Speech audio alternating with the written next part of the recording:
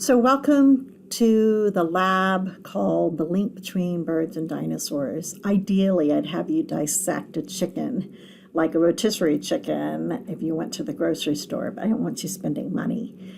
So here's what you're going to do. You're going to compare some skeletal diagrams of three related organisms.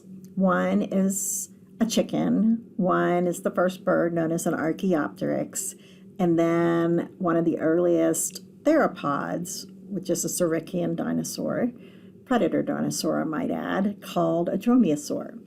And you're going to be looking for commonalities and differences in the anatomy, which is the bones, before you're like, oh, I don't know bones.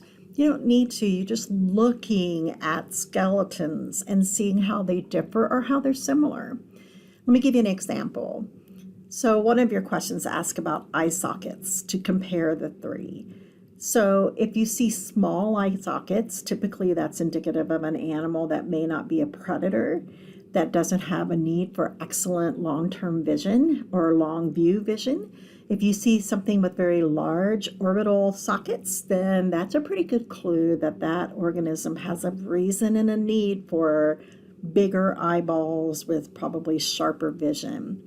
So why would, let's say, theropods like dromaeosaurs have hollow bones, but other relatives in the Saurischian dinosaur family, like giant sauropods, do not?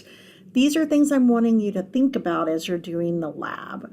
So basically, you have everything you need in the lab folder. In your lab form, there's some diagrams, and then there's some reading, not once but twice, basically a repeat, to make sure that you are getting what you need to answer the questions in a very analytical and what I would call scholarly manner. When you get to some of this reading, I've actually had to snip, meaning take a screenshot of some of it, because the American Museum of Natural History doesn't have this information available to the public. You have to take a course called The Link Between Birds and Dinosaurs, which I have taken. And I'm wanting you to experience this because it's a fabulous lab opportunity.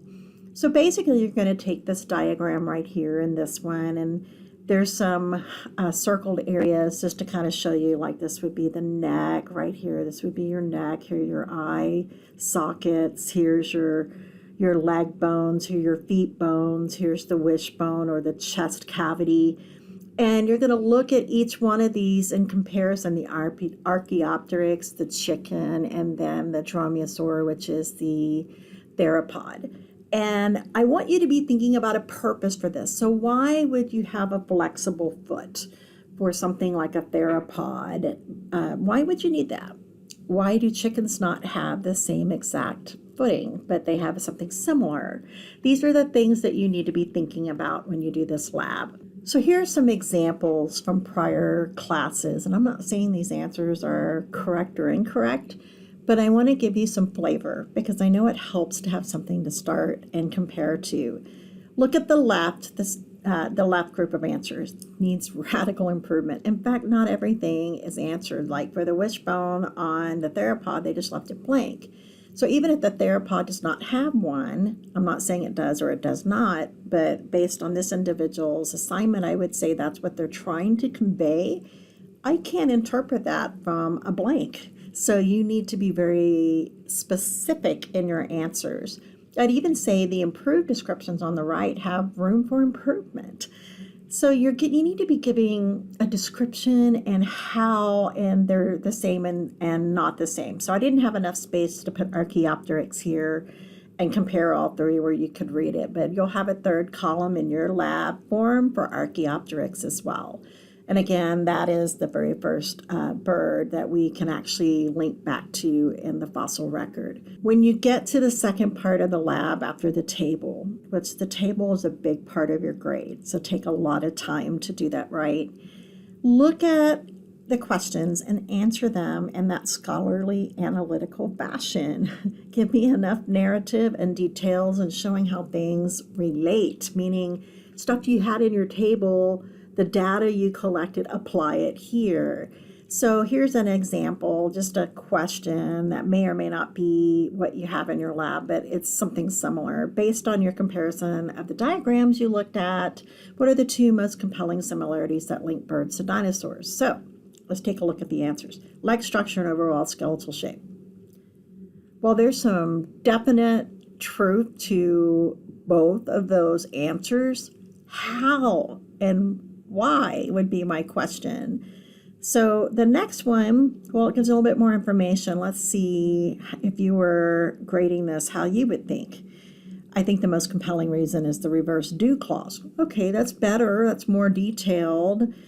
And basically they're saying the chicken can make people happy. Well, that's not the scientific reason that they are the link between birds and dinosaurs. There are other compelling pieces of information. So while I love chicken, I can't say that that answer would be acceptable. So be thinking about how you could answer things in a more detailed fashion. This lab should not be that difficult. Sometimes students make it a lot harder than it needs to be because they're not familiar with bones. They don't really trust their judgment yet. They're thinking, well, what if I get something wrong? Okay, I'd rather you get it wrong and try, and me help you guide to a better way to examine the information. But you're in historical geology now, so you've had all of physical. It is even possible you've taken earth science with me.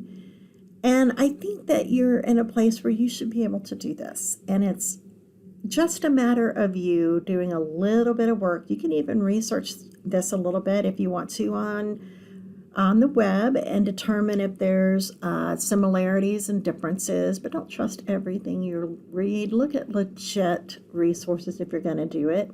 If you don't know what the function of a hollow bone is, look that up. If you don't know what the function of a wishbone is, look that up. It's important that you kind of take that next step in being scholarly and kind of putting the pieces together about what you're learning to do. You'll have a very similar lab later on in the semester where you're going to be looking at hominoid species and doing exactly the same kind of thing you are here. Thanks so much for your time. Bye.